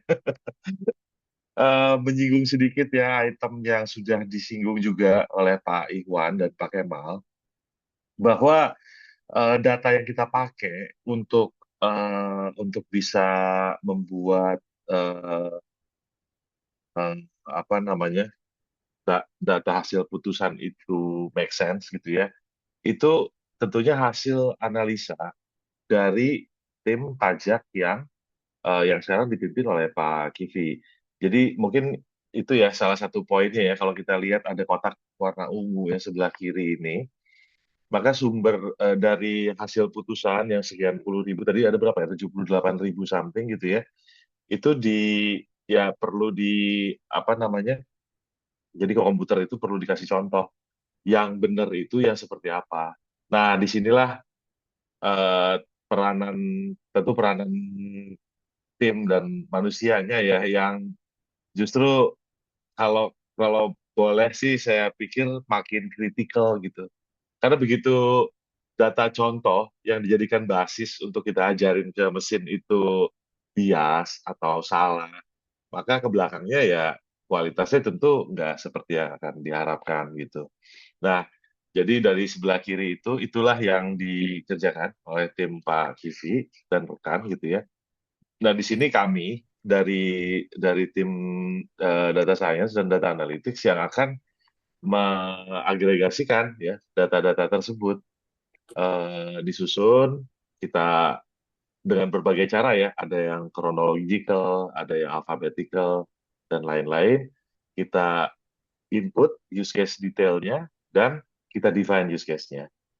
Nah, harapannya supaya kalau kalau mungkin istilah umumnya itu prompting gitu ya. Kalau dilakukan prompting, maka sistem itu AI-nya bisa punya data statistik ya yang memadai untuk mencari relasi gitu antar antar isi dari prompting dengan isi yang ditampilkan. Nah, kemudian yang kami lakukan adalah kami menyiapkan datasetnya untuk kita masukin ke uh, base modelnya gitu ya. Base modelnya kita trainingkan sehingga kita punya model akhir sendiri, di mana di dalamnya itu sudah terkandung ya itu tadi ya puluhan tahun pengalaman Pak Kevi, pengalaman Pak Iwan dan pengalaman rekan-rekan, semuanya terkandung di situ. Nah, hasil itulah yang kemudian kita wrap up gitu ya, menggunakan apa namanya menggunakan aplikasi AI yang mungkin nanti sebentar lagi akan di showing mungkin ya oleh Pak Kivi ya. Ya, mungkin itu sih Pak Kivi sepintas prosesnya gitu ya. Siap. Ya, makasih Terima banyak Pak kasih Pak. Hafiz. Ya, terima kasih. Ya, jadi begitu Bapak Ibu ya. Ini AI ini kita bukan eh jadi gitu ya, bukan dalam semalam ya Pak Hafiz ya. Ini kita dari ada sampel dulu jadi kita bergerak waktu itu dari beberapa sampel putusan pengadilan. Kita ambil, kemudian kita bikin ringkasan, kasih tahu nih ke AI-nya. AI ini kan kayak orang yang sangat jenius gitu, tapi polos. Dia dikasih apa aja dimakan tuh. Cuman kita harus ngajarin. Nah, gitu ya. Kita harus ajarin dia. Jadi AI ini anggap kertas putih, polos, yang kita bisa gambar apa aja di situ. Jadi kita ajarin nih si AI. Si AI model ini, gini loh, kalau kamu ketemu putusan pengadilan nih, putusan ini itu sebenarnya ada formatnya. Nah, kira-kira begitu. Ya, formatnya apa itu bos? Kan gitu kira-kira ya AI-nya. Begini nih, yang pertama dia ngomong dulu, menurut terbanding. Baru cerita, menurut pemohon banding. Baru dia ada lagi menurut majelis. Nah, nanti kamu dari itu kamu bikin sinopsisnya gitu. Gitu kira-kira Bapak Ibu. Jadi, putusan pengadilan yang bisa 100 halaman nanti bisa kita ringkas paling sekitar 1 sampai 2 halaman saja gitu. Jadi Bapak Ibu ketika ketika kami membangun argumentasi pakai AI ini, kita lihat AI-nya, lihat sinopsisnya, kalau relate baru kita baca putusan pengadilannya. Tapi kalau nggak relate, ya udah di skip aja. Nah, itu tadi, AI tadi menjadi GPS, menjadi pemandu jalan bagaimana kita membangun argumentasi yang kuat dengan waktu yang lebih efisien. Ntar bilang, barangkali ada yang komen, wah Pak, kalau gitu orang ngapain lagi kan gitu ya? Manusia sebagai apa di sini? Nah, tadi AI ini bukan menggantikan peran kita. Ya, Jadi manusia itu nggak akan mungkin terganti sama AI. AI itu membantu kita. Ya mungkin barangkali sama kayak apa ya dulu ya waktu kita belajar matematika kan kita diajarin matematika tuh, kemudian diberikan kalkulator. Apakah kemudian guru matematika jadi nggak ada lagi digantikan kalkulator? Kan tidak, sampai sekarang masih eksis gitu. Gitu. Ketemu terus keluar Excel gitu. Apakah dengan adanya Excel akuntan atau konsultan pajak menjadi nggak ada karena ngitung udah bisa otomatis? Kan tidak. Nah, AI pun sama. Kita tidak akan digantikan oleh AI. Karena tadi kita yang mengajari dia, kita yang kasih tahu ke AI-nya bahwa berdasarkan pengalaman kita tentu, begini loh cara baca putusan, begini cara meringkas. Dan itu di training bolak-balik. Ya, kita kasih tahu sekali dia bisa masih salah tuh biasanya. Pertama-pertama dia masih salah. Dia masih salah cara meringkas. Kita kasih tahu lagi, ntar salah lagi, kasih tahu lagi, salah lagi. Sampai kemudian hasil AI tadi benar atau sesuai dengan yang kita inginkan, baru kita drop sampel putusan pengadilan yang kita yang sudah kita collect. Dan saat ini sekitar 10.000 tax court decision yang sudah kita injek, lebih dari 10.000 ke dalam database ERSM, dan akan terus bertambah. Karena tadi Bapak Ibu lihat di set PP aja sudah ada 70.000 begitu. Nah, AI yang RSM kembangkan ini tidak hanya sinopsis yang ditangkap, tidak hanya terbanding maunya apa, terbanding argumennya apa, pemohon banding argumen apa, pertimbangan majelis apa. Tapi kita juga mengcapture hakimnya siapa. Kenapa? Karena berdasarkan pengalaman kita, hakim itu penentu dalam mengambil keputusan. Sehingga dengan adanya AI ini akan memberikan insight. Setidaknya dia bisa memberikan informasi hakim ini cenderung mengalahkan atau memenangkan, menangnya di case apa, mengalahkan wajib pajak di case apa. Insight itu saya pikir belum ada di market. Nah, RSM punya insight tersebut. Gitu Bapak Ibu. Nah, dari ini statistik yang ini ya, yang kita olah, tapi yang sederhana. Selain ini masih banyak ya. Kita punya data perusahaannya siapa, yang mengajukan banding tadi kita sudah capture, hakimnya siapa, kita juga sudah capture. Nah, kalau kita lihat dari sekian ribu tax court decision, 53% putusan itu mengabulkan seluruhnya. 21% mengabulkan sebagian. Jadi kalau kita anggap mengabulkan ini favorable kepada wajib pajak atau ke perusahaan, berarti sekitar 74% atau hampir 3/4 sengketa di pengadilan pajak itu dimenangkan oleh wajib pajak. 24% yang menolak atau yang wajib pajak kalah. Gitu kira-kira. Jadi ini adalah statistik yang kalau kita, ya kecuali orang dalam ya, kalau kita tidak pakai AI ini kita nggak tahu. Nah, sebenarnya ini bisa kita breakdown lagi. Ya, mengabulkan hakimnya siapa aja, Pak? Nah, itu kita bisa. Karena AI sudah capture itu. Nah, gitu kira-kira Bapak Ibu ya. Oke, sekarang kita masuk ke, nah ini sesinya nih, live demo. Jadi nama AI-nya adalah AAJ Tax, AI for Tax Advisory, Audit, and harusnya Justification ya. Justification, System of Unified Knowledge-Based Artificial Intelligence for Tax Dispute and Insight. Oke, Bapak Ibu, kita sekarang lihat ini. Saya share screen. Ya, sudah kelihatan Bapak Ibu sekalian? Oke, jadi Sudah, Pak. tampilannya untuk saat ini masih kayak Google Search gitu ya. Nah, di situ ada silakan ketik sengketa Anda gitu ya. Tapi sengketa pajak ya Bapak Ibu ya. Sengketa rumah tangga nggak tahu kalau di sini. Nanti saya ketik sengketa rumah tangga itu, aduh, nggak ada kalau di sini. Sengketa pajak Bapak Ibu ya. Misal saya ada contoh, saya ada kasus nih, pengalihan saham yang dianggap pengalihan participating interest. Ini biasanya untuk yang migas ya. Dan terkait dengan P3B Indonesia Jepang. Nah, jadi Bapak Ibu sekalian, di AI ini kita bisa filter. Tuh, nih. Mau berapa kasus nih ditampilin? 50 misalnya. Mau yang mana? Menolak, ngabulkan, sebagian atau mengabulkan seluruhnya? Dianggap kita pilih semua ya. Nama hakim juga bisa. Gitu. Mau hakim yang mana nih? Tapi ini kita kosongin dulu. Karena bisa jadi hakim yang kita ketik di sini nggak ada kasus participating interest. Kemudian jenis pajak. Nah, tadi kan jenis pajak ada sebenarnya ya di putusan pengadilan. Kita ambil PPh 4 ayat 2 kalau participating interest. Enter. Jadi Bapak Ibu, kalau kita cari ini di Google, coba ya, saya cari juga nih. Ada nggak ya? Nah, ketemunya SE P3B. Tapi kalau di sini, nah dia kasih tuh contohnya. Nih, tuh. Kangean Energi Indonesia. Putusan ini PP 4 ayat 2 putusannya mengabulkan seluruhnya. Berikut nama hakim-hakimnya dan inilah dia keterangan sengketa. Dia kasih tahu sinopsisnya. Ada koreksi positif 4 ayat 2 penjualan saham oleh Mitsubishi kepada Kinross yang dikoreksi nilainya 200, gede banget ya, 274 miliar. Ini pokok sengketanya. Apa saja alasan terbanding, apa saja alasan pemohon banding, dan apa saja pertimbangan majelis. Nah, misal nih Bapak Ibu merasa, oh ini cocok nih mas saya nih kasusnya. Oke, bisa download di sini Bapak Ibu. Download. Cuma kalau download karena banyak, nah nih. Tadi ya, ini put. Nah, ini dia nih.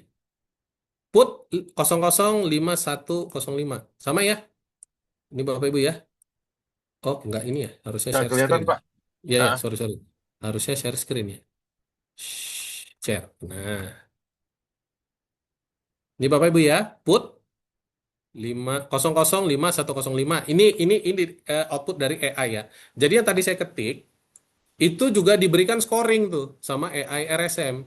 Yang sengketa tadi itu kemiripannya 60%. Jadi saya ketik tadi dengan kasus ini punya tingkat kemiripan 60%.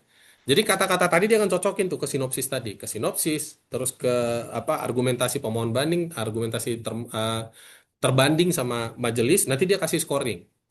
Nah, begitu. Terus ini tadi kan kita sudah download ya. Sudah download. Nah, ini tadi dia kelihatan Bapak Ibu ya. Nah, put 005105. Sama ya. Hakimnya nih. Nih BUT Kangean Energi. BUT Kangean. Ini terus kita lihat. Nah, jadi kalau Bapak Ibu mau baca 63 halaman ini bisa. Gitu kira-kira. Nah, kita lihat tuh hakimnya siapa? Murni Aman Ahmad Komara. Aman Murni Ahmad Komara. Bahkan paniteranya juga kita bisa bisa detect gitu paniteranya siapa. Begitu Bapak Ibu. Informasi ini kalau tidak pakai teknologi nggak akan bisa kita dapat. Kecuali Bapak Ibu baca putusan ini satu-satu. Ini memang kita ambil langsung dari websitenya putusan pengadilan pajak nih. Dan ini dokumen publik, semua orang bisa akses. Ya, ini bukan bukan satu hal yang rahasia karena langsung kita tarik dari putusan pengadilan pajak. Gitu. Bapak Ibu silakan kalau mau cek sendiri juga bisa. Gitu Bapak Ibu. Ya, ini contoh ya.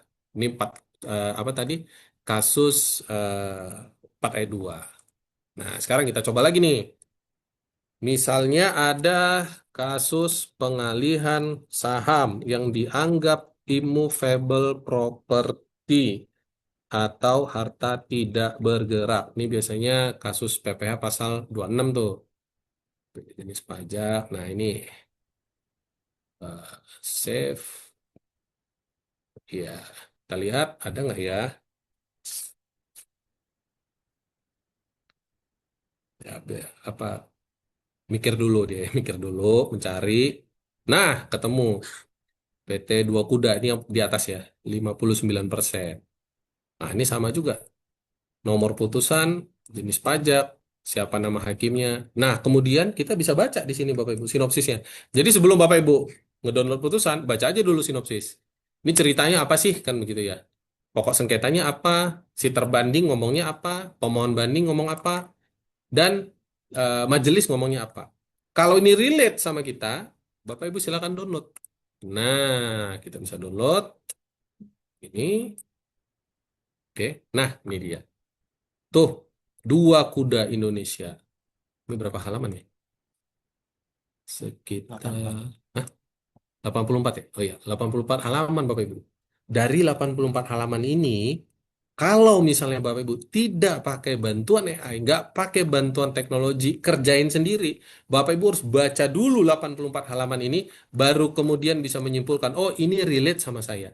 Tapi dengan adanya bantuan AI tadi, AI yang RSM kembangkan, kita bisa tentukan di depan. Ini tadi seperti peta tadi, seperti Gmap tadi. Saya mau jalan ke kantor, better lewat mana? Nah, kira-kira AI ini akan membantu kita memandu. Saya bersengketa ini nih tentang apa tadi pengalihan saham yang dianggap immovable property. Saya mau cari putusan pengadilan yang kira-kira relate. Yang mana ya? Kan ini akan membantu. Oh, ini ada nih putusan pengadilan nomor sekian yang di nomor 003187 nama eh, pemohon bandingnya PT Dua Kuda. Kasus yang kamu jelasin itu punya kemiripan 59% dengan kasus dia. Nah, kan kita baca dulu nih sinopsisnya. Ini kan nggak banyak ya. Nah, paling kalau di print di apa di PDF ini paling sekitar 2 sampai 3 halaman. Sesudah kita baca sinopsis, kalau kita rasa oh ini relate nih mas saya, baru download putusannya yang full. Begitu kira-kira Bapak Ibu. Jadi dengan adanya artificial intelligence, dengan adanya teknologi, penanganan sengketa bukan berarti jadi lebih membahagiakan gitu ya. Enggak, yang namanya sengketa, namanya aja udah sengketa gitu ya.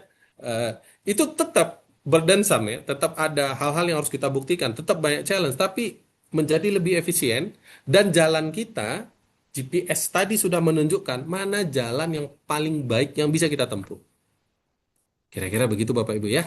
Nah, di sini juga kita tahu nih, oh ternyata putusannya menolak. Nah, jadi kan kita bisa apa pakai pengalaman orang lain nih. Dia ditolak kenapa ya? Kan begitu. Nah, kita baca dulu.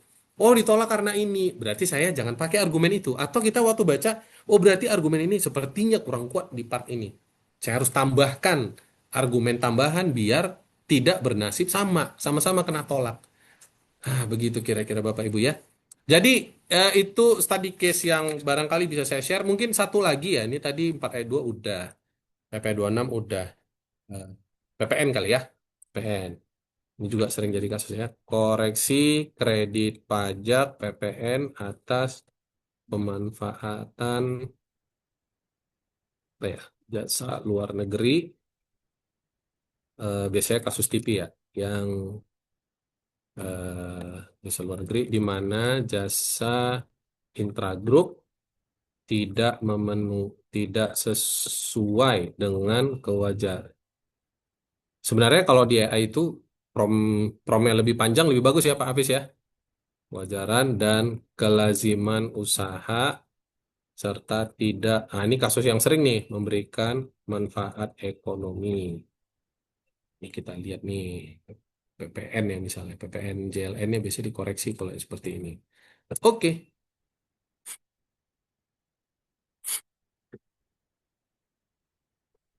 Ya, masih ini muter.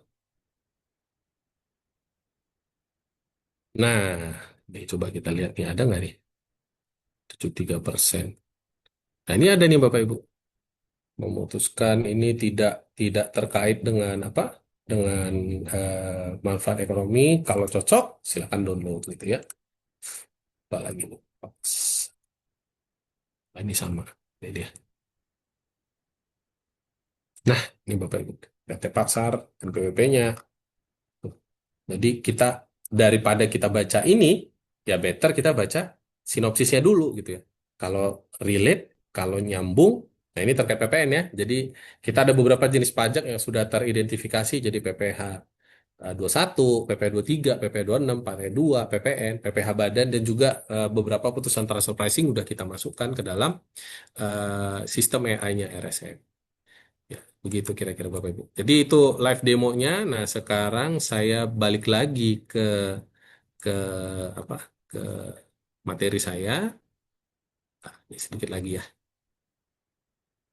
Oke, nah jadi ketika kita menggunakan AI, sebenarnya ada beberapa hal yang harus dikonsider. Yang pertama masalah security. Jadi Bapak Ibu di RSM kita memang sudah secure. Kita pakai AI tadi itu ada loginnya, nggak bisa sembarangan orang akses gitu ya. Kemudian untuk AI sendiri, nah ini harus hati-hati. Kalau kita pakai AI yang ya sebut saja yang tersedia di pasar gitu ya, kalau tidak kita train atau tidak kita latih, AI itu bisa berhalusinasi. Jadi misal nih Bapak Ibu nanya ke AI apapun yang ada di pasar. Saya ada kasus persis yang kayak saya bilang tadi, kasus pengalihan saham yang dianggap pengalihan participating interest. Nanti dia bisa berikan putusan pengalihan yang relevan. Dia bisa berpikir tuh, oh ada putusan sekian. Tapi kalau kita cek Bapak Ibu, di Sekretariat Pengadilan Pajak atau di case aslinya, itu nggak ada. Istilahnya AI itu bisa berhalusinasi. Jadi yang namanya orang pinter, jenius gitu ya, suka berhayal juga dia gitu. Kemudian dia bilang seakan-akan itu ada. Nah itu kerap terjadi dalam AI. Nah, supaya itu tidak terjadi ketika kita provide service kita ke klien, nah kita kembangkan AI-nya RSM sendiri. Jadi ini properti RSM kita bikin sendiri, tidak serta-merta pakai yang sudah ada di pasar. Kenapa? Karena mereka itu bisa berhalusinasi. Dia bisa kasih kasus yang sebenarnya nggak ada. Tapi dia make sendiri, dia buat-buat sendiri ya. Itu salah satu challenge ketika kita menggunakan AI yang kita mitigate dengan apa? Dengan mengembangkan sendiri sesuai kebutuhan kita.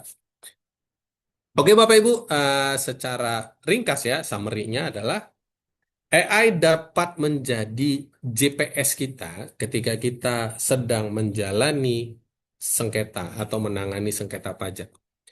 AI akan membantu ya secara spesifik RSM AAJ Tax ini, AI Tax ini akan membantu Bapak Ibu sekalian untuk menentukan atau memberikan rute terbaik sehingga memberikan decision yang lebih smart, menghemat waktu, memastikan outcome-nya fair, dan bisa memprediksi result dengan akurasi yang lebih tinggi. Karena tadi kita sudah, sebelum kita masuk ya, sebelum kita cari, dia udah ngasih tahu, kasus yang kamu ceritakan itu mirip nih sama kasus yang ini. Dia udah kasih scoring. Ya, begitu kira-kira Bapak Ibu sekalian, materi dari saya. Terima kasih banyak atas perhatiannya. Untuk berikutnya, kita akan masuk ke sesi tanya jawab. Ada beberapa pertanyaan yang sudah masuk ya Bapak Ibu ya, yang bisa kita jawab akan kita jawab. Tapi untuk yang belum nanti barangkali bisa nanti di sesi-sesi berikutnya. Oke, ini ada beberapa pertanyaan yang masuk Bapak Ibu dari kolom chatbox. Bapak Ibu yang masih ada pertanyaan silakan dimasukkan ke kolom chatbox karena yang tidak melalui kolom chatbox kita tidak akan jawab. Oke, yang pertama ini ada pertanyaan dari salah satu peserta. How are tax authorities in Indonesia leveraging AI or data analytics to detect non-compliance or tax avoidance? Wah, pertanyaannya bagus sekali ya. Bagaimana otoritas pajak di Indonesia menggunakan AI atau data analitik untuk mendeteksi non-compliance atau tax avoidance? Sebenarnya pertanyaan ini bisa dijawab langsung oleh otoritas pajak begitu ya Bapak Ibu ya. Kalau kita akan menebak ya. Walaupun saya dulunya di otoritas pajak, tapi barangkali saya bisa jawab. Nanti dari Pak Ikhwan atau Pak Kemal silakan kalau misalnya ada tambahan ya. Saya akan menjawab terlebih dahulu terkait hal ini. Jadi Bapak Ibu dan ini informasi jawaban saya ini informasi yang publicly available ya. Bapak Ibu bisa akses DJP Direktorat Jenderal Pajak atau Indonesian Tax Authorities itu pernah menerbitkan sebuah buku. Nama bukunya adalah CRM Smart Web. Apa sih CRM dan apa itu Smart Web? Jadi CRM itu adalah satu tools dengan basisnya itu data analytic tool sebenarnya. Yang memberikan skor resiko kepada wajib pajak.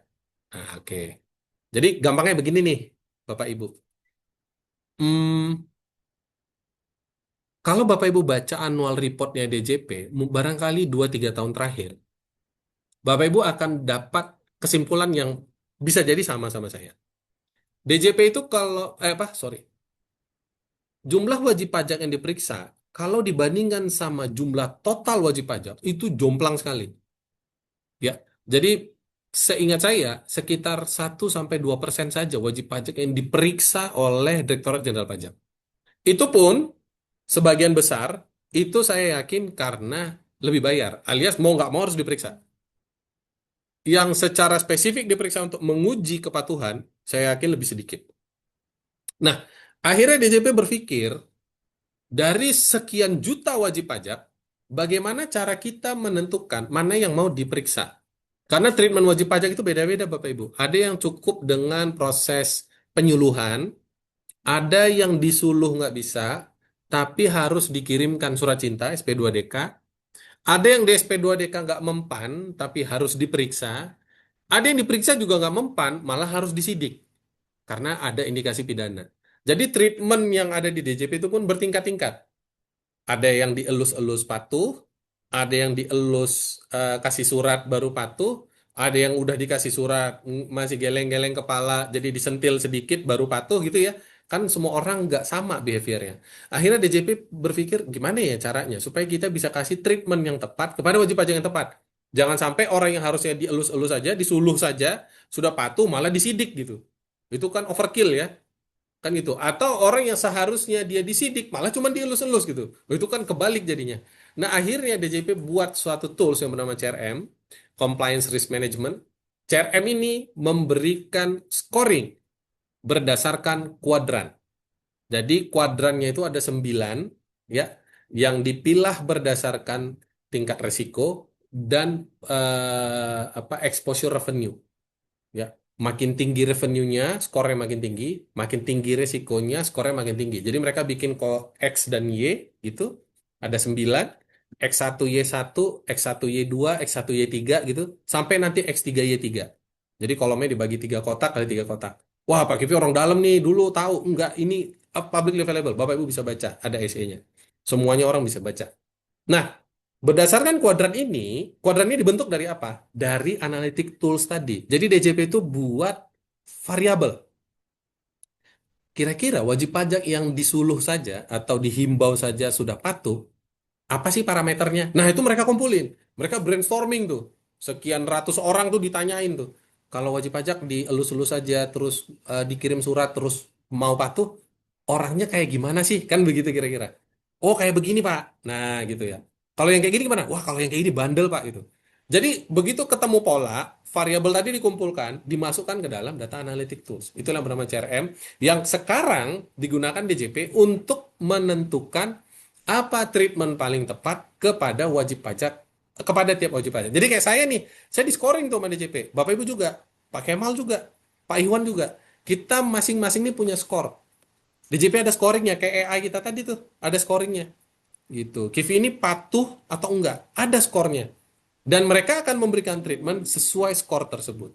Nah, gitu kira-kira Bapak Ibu. Itu si CRM. Yang kedua, si smart web. Smart web ini sebenarnya lebih ke apa apa istilahnya saya lupa tuh. Bisnis analitik apa ya?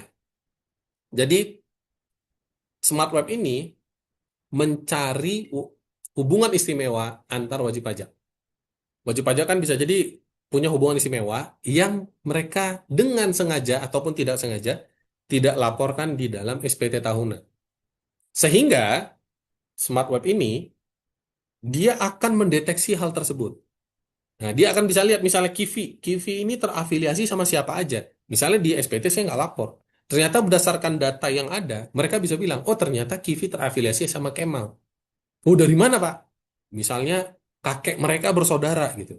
Nah misalnya seperti itu. Bisa nggak? Bisa. Dari smart web bisa. Gitu ya Bapak Ibu. Jadi smart web ini mencari apa hubungan istimewa yang ada di antara wajib pajak. Jadi grup-grup besar itu bisa ke capture sama smart web. Dan ini publicly available Bapak Ibu bisa lihat. Ini juga merupakan salah satu implementasi teknologi yang dilakukan oleh DJP.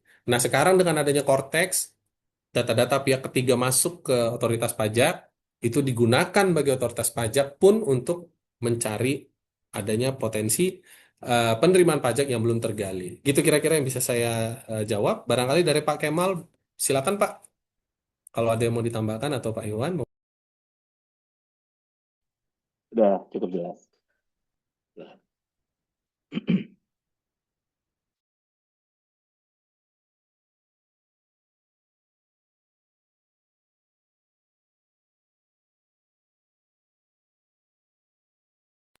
Dari Pak Iwan ada Pak? Udah cukup saya rasa. Oke, siap. Oke, itu pertanyaan pertama, Bapak Ibu. Langsung. pertanyaan berikutnya ya. Ini saya pilih juga nih karena ada pertanyaan yang double-double. Izin bertanya. Nah, ini kayaknya cocok ke Pak Kemal nih. Apakah ada nama apps di Google Android yang bisa di-download untuk digunakan sebagai AI apps untuk tujuan praktik pajak mulai dari tax planning, tax compliance, tax review hingga tax audit di perusahaan? Pak Kemal barangkali bisa Pak, barangkali ada apps AI di Google atau kalau nggak ada, kira-kira apa nih yang bisa kita bantu kepada penanya-penanya ini Pak? Ini ada beberapa pertanyaan yang mirip soalnya Pak. Silakan Pak. Ya, ya. Kalau dilihat ya, ini pertanyaannya ya.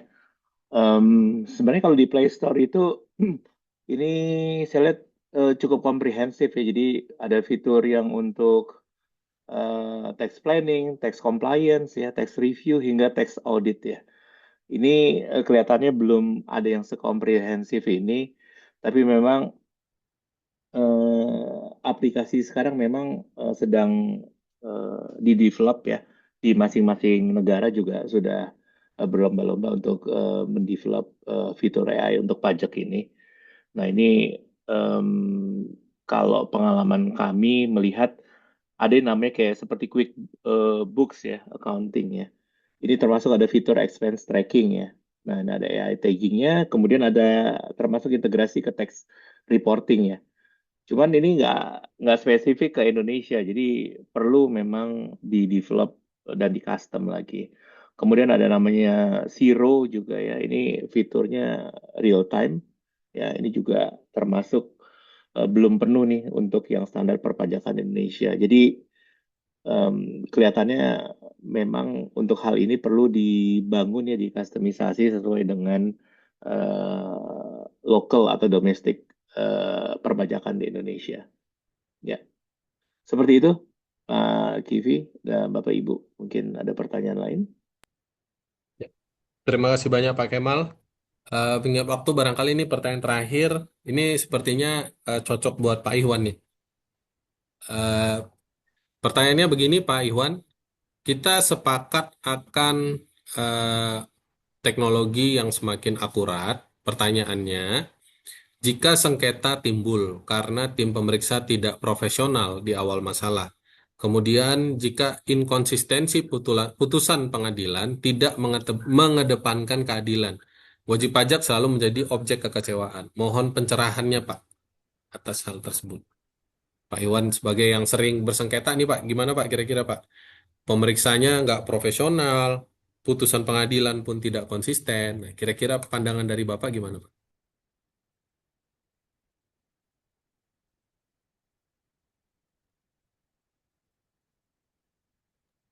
Sorry, Pak, masih mute, Pak.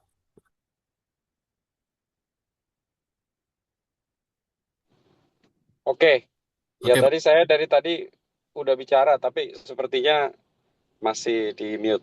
Ya ini memang persoalan kita bersama gitu ya. Tapi saya rasa apa yang eh, harus kita lakukan, artinya lepas dari soal teknologi apa tax and technology ini memang fundamental issue gitu. Jadi kita juga tidak bisa serta-merta menyalahkan apa ya pihak tax authority gitu.